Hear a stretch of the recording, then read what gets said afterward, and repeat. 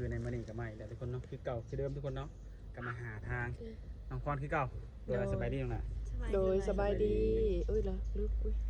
ทุกคนเนาะ เดี๋ยวมากด คือมาในมื้อนี้ก็เจอกันอีกแล้วเนาะทุกคนได้กินข้าวเที่ยงแล้วบ่เนี่ย ยังกำลังสีเห็ด เฮ็ดหยังกิน ว่าสีก้อยกระป๋อม โอ้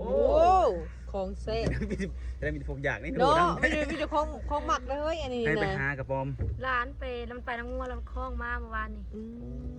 มของโปรด ได้หลายบ่ ได้ประมาณ10 ปลายตัวเลยเห็ดแล้วเมื่อวานนี่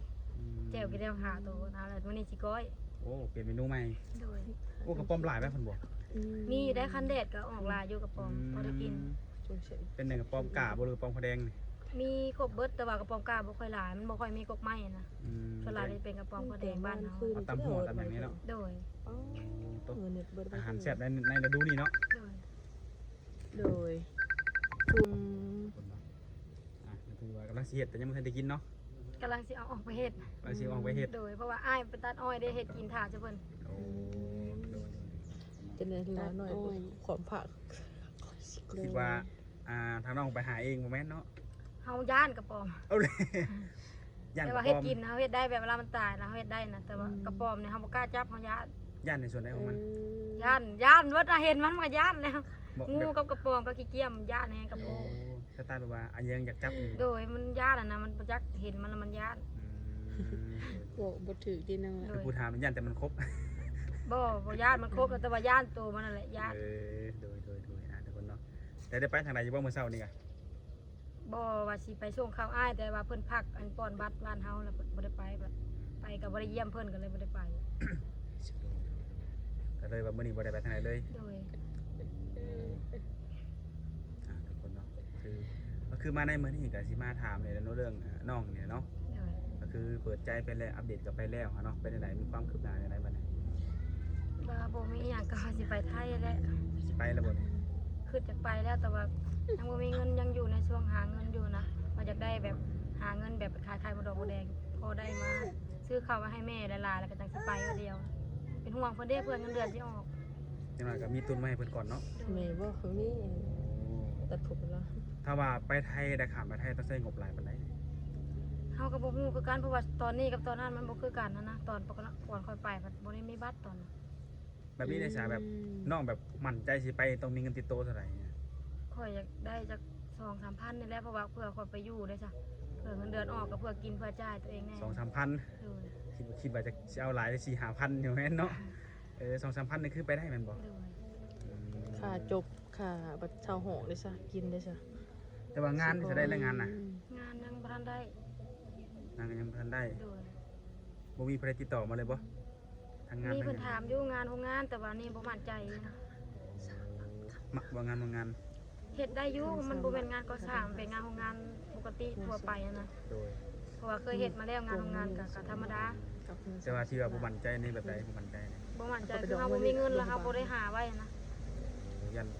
ไปแหละยันมันบ่เป็นคือที่คุยกันเนาะ โดยคันว่าเฮามีเงินติดตัวจังว่าแบบบ่เป็นตาอยู่ก็เฮาก็ไปได้อะนะ หาหุ่นเก่าแล้วก็ยังหาบ่ได้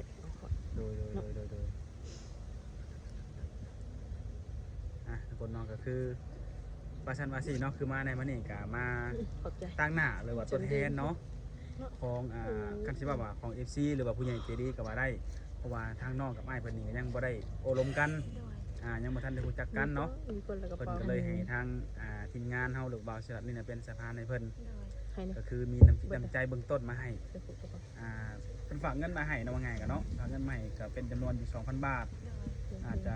ให้น้องนี่เป็นไปบริหารเองเนาะ โดย คือเขาหมายเพิ่นก็อยากฝากมาช่วยในเรื่องการซื้อข้าวซื้อหยังนี่แหละประมาณนี้นะคือน้องก็สิเขากินแต่ละมื้อเนาะแล้วเพิ่นก็ได้ฝากมาให้ก็เป็นจำนวนเงิน 2,000 บาทแต่หลังจากจบคลิปนี้แล้วก็สิมีการอาจจะแลกเฟซแลกไลน์ให้น้องนี่ก็โอ้ลงกับเพิ่นแล้วขอบคุณเพิ่นเนาะ โดย โดยเอาคือคนจะแบบนั้นให้เพิ่นก่อนเงินจำนวนเงิน 2,000 บาทเลยเนาะโดย ขอบใจจังเลย โดยถึงฮอตมือทิพย์เลยเนาะเป็นยังไงมีความรู้สึกเป็นอะไรตอนนี้ ดีใจอยากแบบว่าคันว่าเฮาซื้อข้าวได้ไปสอบแล้วแบบเฮาไว้แม่เฮาก็บ่ได้กังวลหยังอะนะไปเฮ็ดไปหาหยังก็ยังพอได้เงินแบบเตอร์กันนี่แหละคันสมมุติว่าก็ โดย 2,000นี่ก็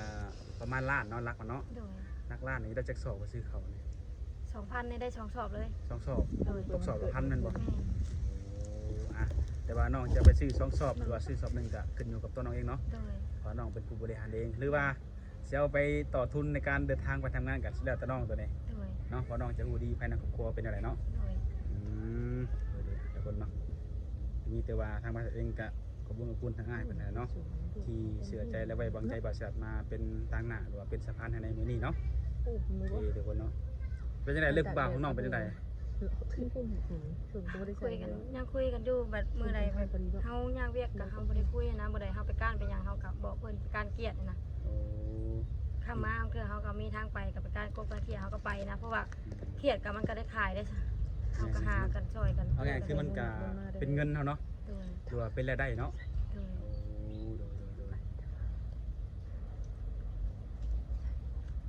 โอ้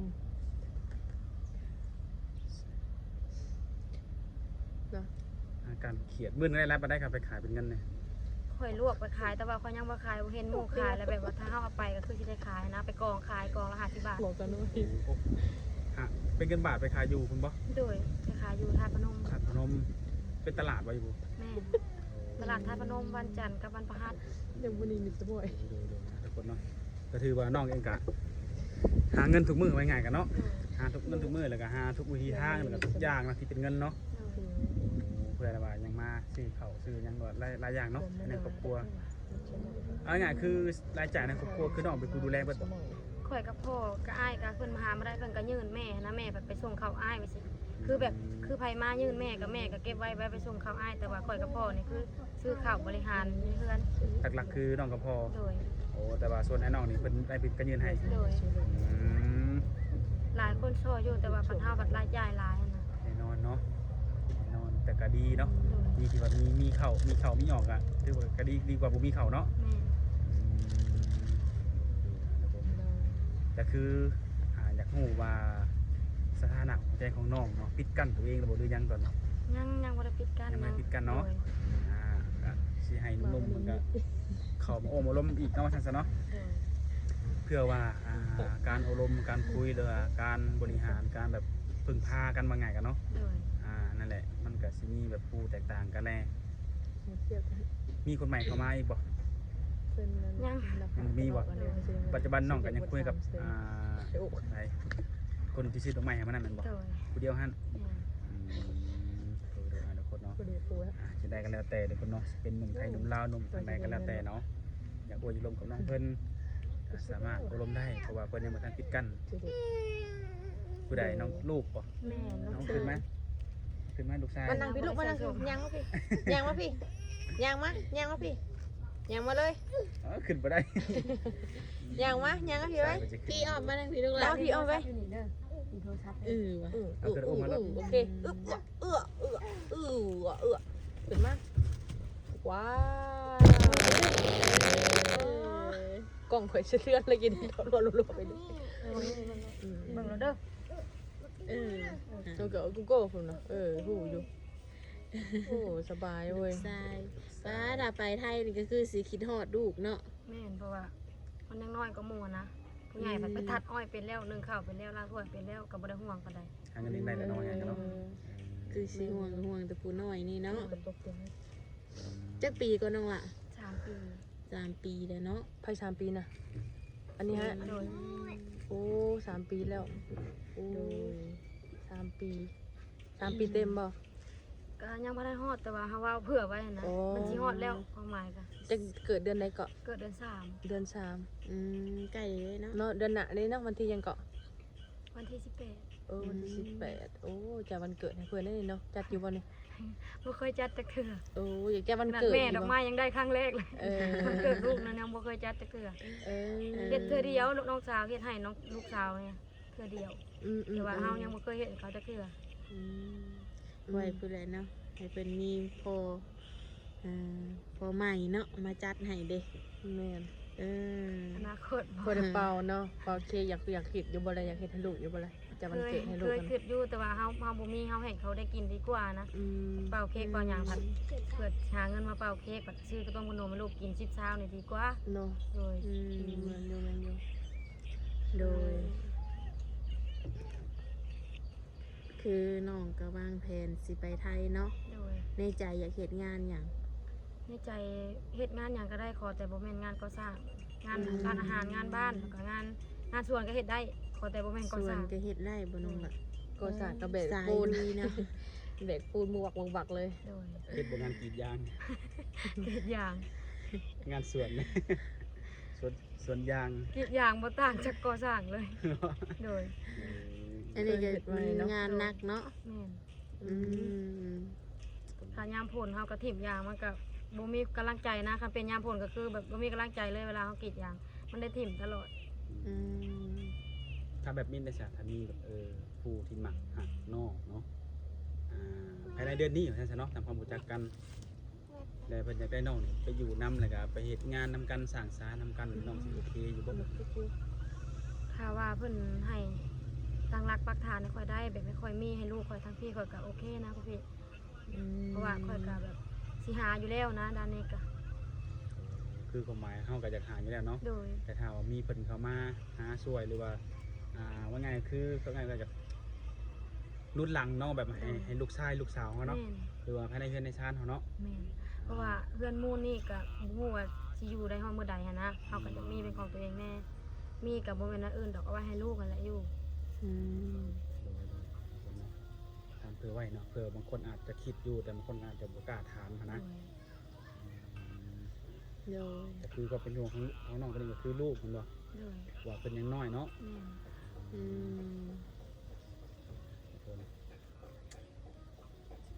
คือช่วงนี้ก็ด้วยแหละการโลกการลมการคุยนี่ก็คือสิมีเวลาเนาะ โดย แต่ถ้าว่าเมื่อใดได้ไปไทยนี่ก็ต้องว่ากันใหม่การคุยเนาะ แม่นเพราะว่าเฮ็ดงาน เคยคิดอยู่บ่ว่าถ้าไปไทยยังได้เงินเดือนหลายปานใดนี่ เพราะว่ารักหมื่นนี่ก็คุ้มค่าต่อแรงที่เฮาเฮ็ดแล้วก็มันก็กว่าบ้านเฮาอยู่แล้วนะ อืม รักหมื่นนี่ก็โอเคเพราะว่าเฮาก็ยังได้มีเงินเก็บแล้วก็มีเงินฝากมา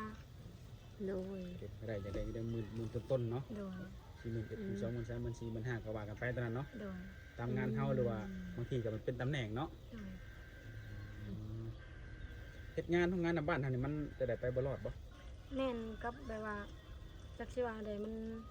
สมมุติว่าเงินเดือนออกมาผัดจักใดอยากซื้อข้าวแหน่จักใดอีหยังยาแหน่เงินเก็บก็บ่มีนะ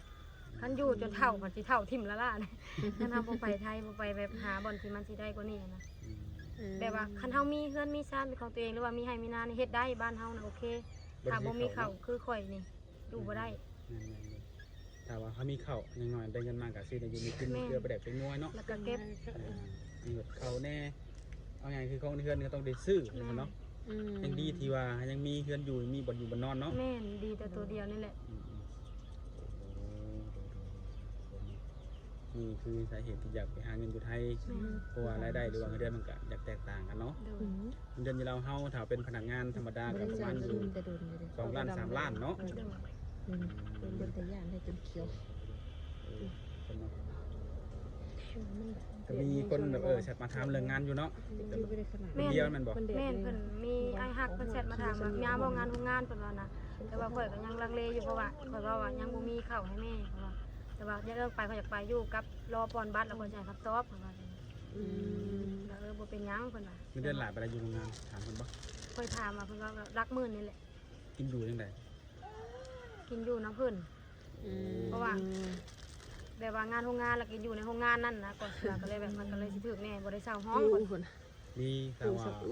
ไปเฮ็ดงานเนาะถ้าแบบเงินเดือนหลักหมื่นแต่ว่ากินอยู่นำเพิ่นคือว่าได้เนาะเป็นได้เงินตัวนี้เนาะ แม่น ถือว่าดีถ้าหากว่าเดือนหลักหมื่นเนี่ยเขาซื้อห้องเช่าเนี่ยโอ้มันก็สิว่าได้หาได้แล้ว แม่น มันก็บ่ได้แตกต่างจากงานอยู่บ้านเฮาเลยตัวนี้แต่ว่าใจอยากไปอยู่บ่งานนี่ ใจอยากไปเบิดตอนนี้ ไป ข เบิ อ ด แต่ว่าได้งานโดย โอ้แต่ห่วงแต่ว่ายันแต่บ่มีเข้า แม่นยังแบบว่าเพื่อที่เงินเดือนสิออกอะนะบ่ฮู้ว่ามันสิเบิกได้บ่ ลองเช็ดเวทีได้ซะเพื่อจะได้เข้ามาให้แม่ไว้มาให้แม่ก่ ข่ อ อน ยก็ไปขายมะแดงและขายผักขายหญ้าไปก่อนตามได้อะนะกะว่าคันว่าได้แล้วก็ ลายปานใดมื้อหนึงไปขายเลย ก่อนค่อยไปขายไข่มะแดง3โลเมื่อกี้นี่ค่อยได้1,000 1,000 โดย 1,000 บาท 1,000ได้1,000เรือค่ารถค่าเรือก็เหลือ700-800พุ่นแหละก็ใครแน่เนาะมันเป็นเงินบ้านเฮามันก็หลาย ดูโอ้ตอนนี้มีเข่ามีสต็อกมีเรืออยู่ป่ะตอนนี้ ไปเอาเมื่อวานนี่ติดหนี้มายัง300,000ไปจ่ายเป็น300,000 โอ้เซ็น แม่นเพราะว่าเพื่อเฮาไปขายไข่มดแดงมาเฮาจังให้เพิ่นนะ คือตอนนี้ว่าไงเขาคือยังสอบเดียวแมันบ่ แม่นไปเอามาเมื่อวานนี่ได้สอบหนึ่งแต่ว่าเซ็นเพิ่นนั่นล่ะ อืม จ่ายเพิ่นเครื่องหนึงนะเครื่องห จ่าย นึง ครึ่งหนึงเนาะ โดย ส่งข่อยตัวละ โอ้ดูๆก็ถือว่ามาเมื่อนี้ก็กระตุ้นแรงเนาะเพิ่มเติมอีกเพราะว่าได้เงินมากับ 2,000 บาท โดย นั่นแหละทุกคนน้องไปซื้อเข้าวหรือว่ายังแล้วแต่คือทางว่าเสียบานเลยทุกคนแล้วแต่น้องก็น้องไปกูบริหารเองกันนี่เนาะ โดย เลยอ่ะก็มีแต่นั้นแหละทุกคนเนาะถ้าหากว่าผู้ใดเห็นคลิปนี้แล้วเนาะเกิดว่าอยากช่วยเหลือเนาะสิเป็นเรื่องเขาวเรื่องน้ำอาหารไปเห็นกะตามทุกคนเนาะกระทักมาหาเพิ่นโดยตรงได้หรือว่าอยากผ่านซื้อกับทักมาหาทาง YouTube มาได้เนาะตามช่องเนี่ยทุกคนที่มาถ่ายคลิปน้องคนนี้มานี่แหละมาได้เอาไปยินดีเป็นสะพานให้เพิ่นทุกคนเนาะ มื่อนี้ก็คือชีบุมีหยังหลายก็สิขอรบกวนน้องเวลาเท่านี้แหละเนาะเดี๋ยวว่าน้องก็จะได้ไปดูกินกับกินข้าวกินน้ำเนาะตอนนี้ก็มันกะเวลามันกะเลยเที่ยงเวลาทุกคนเนาะ